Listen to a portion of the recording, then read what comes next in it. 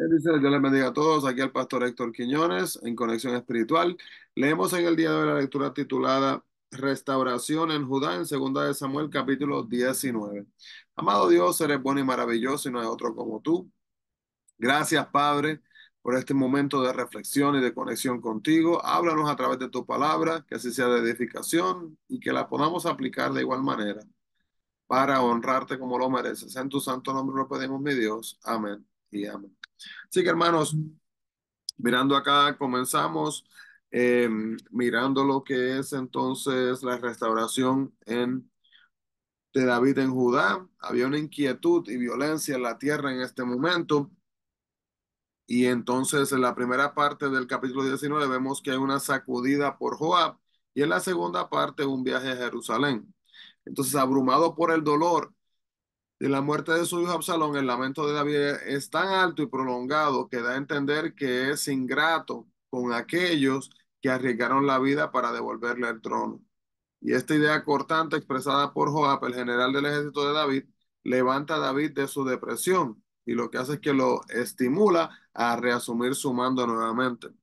Sin embargo, su regreso no es muy agradable por dirigirse a su propia tribu de Judá e invitarlo a restaurarle como rey, lo cual ellos estaban dispuestos a hacer, ¿verdad?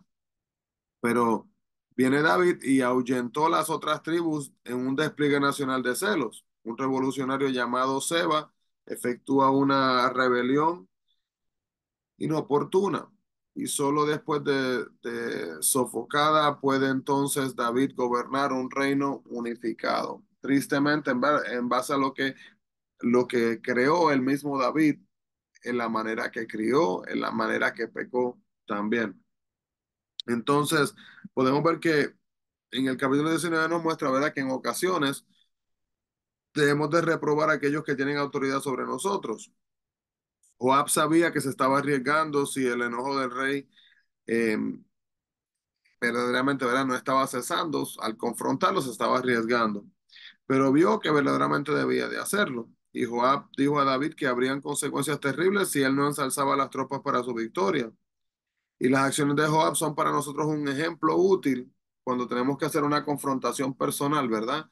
Por el bienestar de otros o porque es lo que Dios quiere.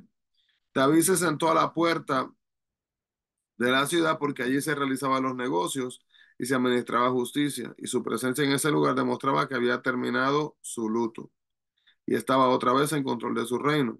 Al igual que unos días antes, muchos de los israelitas habían apoyado la rebelión de Absalón. Ahora el pueblo también quería que David volviera a ser rey.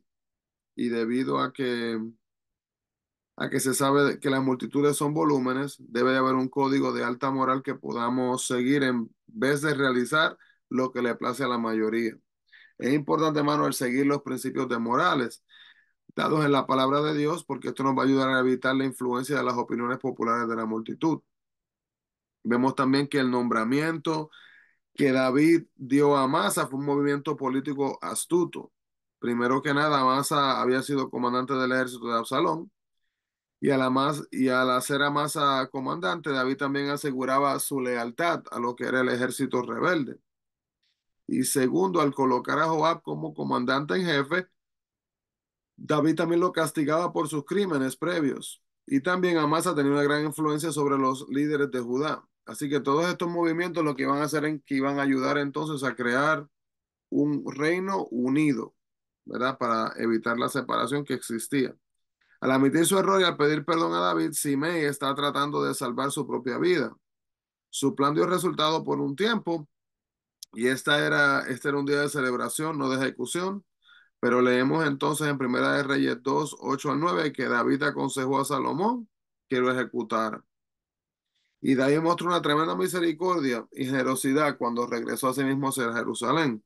Perdonó la vida de Simei, restauró a Mefiboset y también recompensó al fiel Barzillai.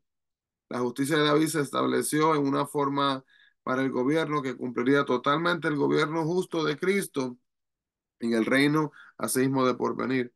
David no pudo estar seguro de que Mefiboset o Siba tuvieran la razón, y las escrituras dejan la pregunta sin resolver.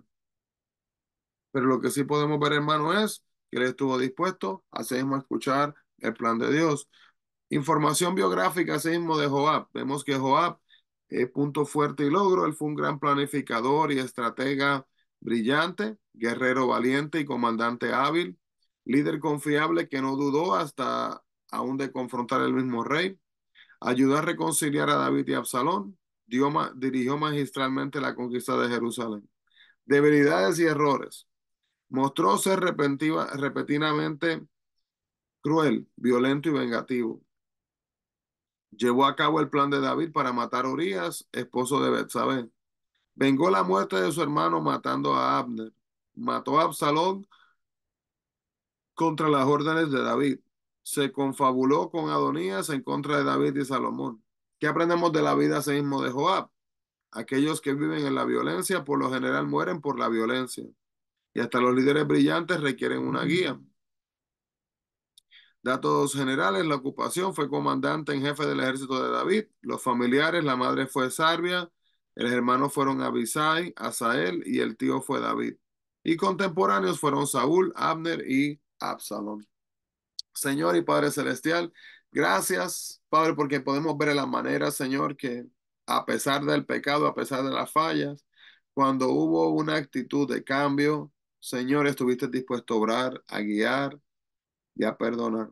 Pedimos, Padre, que en nuestras vidas nos ayudes a que podamos hacer lo mismo, Señor, y que no nos quedemos estancados en el pecado, que no nos quedemos estancados en lo que es la envidia, en los celos, en el orgullo o en el yo, sino que podamos buscar honrarte como lo mereces. En nombre de Jesús pedimos estas cosas, mi Cristo. Amén y amén. Dios le bendiga grandemente, hermanos. Bendiciones a todos y no se olviden, busquemos la presencia del Señor.